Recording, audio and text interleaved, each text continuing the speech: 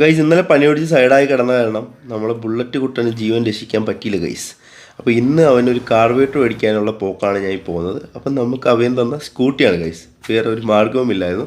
സ്കൂട്ടീൻ്റെ ബാറ്ററിയൊക്കെ പോയിരിക്കുന്നു, അതുകൊണ്ട് നമ്മൾ കിക്ക് അടിച്ച് ഇങ്ങനെ സ്റ്റാർട്ടാക്കണം ഗൈസ്.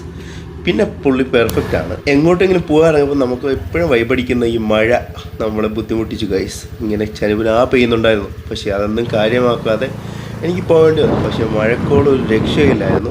അതുകൊണ്ട് തന്നെ ഞാൻ പ്ലാൻ ബി പിടിച്ചു. എന്താണെന്ന് വെച്ചാൽ നേരെ ഇത്താത്തൻ്റെ വീട്ടിലോട്ട് പോയി. ഇനിയും മഴയാണ്, ഞാൻ പിന്നെ സൈഡാകും ഗൈസ്. അതുകൊണ്ട് തന്നെ ഞാൻ ഐസിലി സ്കൂട്ടി അവിടെ ഒതുക്കി.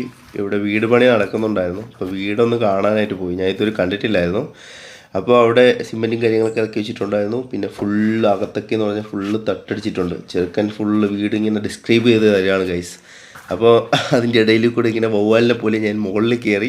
നമ്മളവിടെ വയറിങ് പണിയൊക്കെ നടക്കുന്നുണ്ടായിരുന്നു, അതിൻ്റെ കുറേ പൈപ്പും കാര്യങ്ങളൊക്കെയാണ് ഈ കിടക്കുന്നത്. അത് കണ്ടു.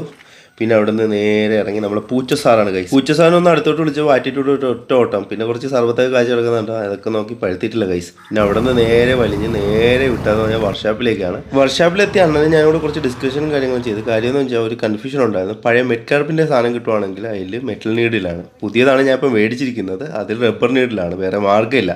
ഇതാണ് നമുക്കിപ്പോൾ അവൈലബിൾ ആയിട്ട് കിട്ടിയിട്ടുള്ള. അതിനുശേഷം ഞാൻ മഴയൊന്നും നോക്കില്ല ഗൈസ്, നല്ല മഴ ഉണ്ടായിരുന്നു. ജസ്റ്റ് ഒന്ന് തോന്നപ്പോൾ ഞാൻ വണ്ടി എടുത്തുകൊണ്ട് പിന്നെ ഇറങ്ങി. മഴയൊക്കെയാണ് ഗൈസ്, വളരെ സൂക്ഷിച്ചു പോവുക, അല്ലെങ്കിൽ ഇതുപോലുള്ള അളിയന്മാരെ നമുക്ക് പണി തരും. അങ്ങനെ ഗൈസ് അവൻ്റെ ഓപ്പറേഷന് വേണ്ടിയിട്ടുള്ള ഹൃദയവുമായി ഞാൻ എത്തി ഗൈസ്. പുള്ളി വളരെ സന്തോഷവാനായി നോക്കിയിരിപ്പുണ്ട്. ഞാൻ അവൻ്റെ ഹൃദയമൊക്കെ ഒന്ന് കാണിച്ചു കൊടുത്തു. നമുക്കിതാണ് ട്രാൻസ്പ്ലാന്റ് ചെയ്യേണ്ടത് ഗൈസ്. അപ്പോൾ ഗൈസ് കാരണം വീട്ടിൽ പോയി ചോറൊക്കെ വെച്ച് പറഞ്ഞെത്തി നമ്മളെ ബുള്ളറ്റിൻ്റെ കാർബേറ്ററൊക്കെ മാറ്റി ഗൈസ്. അങ്ങനെ നമ്മൾ ഓപ്പറേഷൻ സക്സസ്ഫുൾ. അങ്ങനെ ഞാനും ഹാപ്പി, ബുള്ളറ്റ് ഹാപ്പി, പുള്ളി ഹാപ്പി. പുള്ളി നേരെ വർക്ക്ഷോപ്പിലേക്ക് പോയി ഗൈസ്.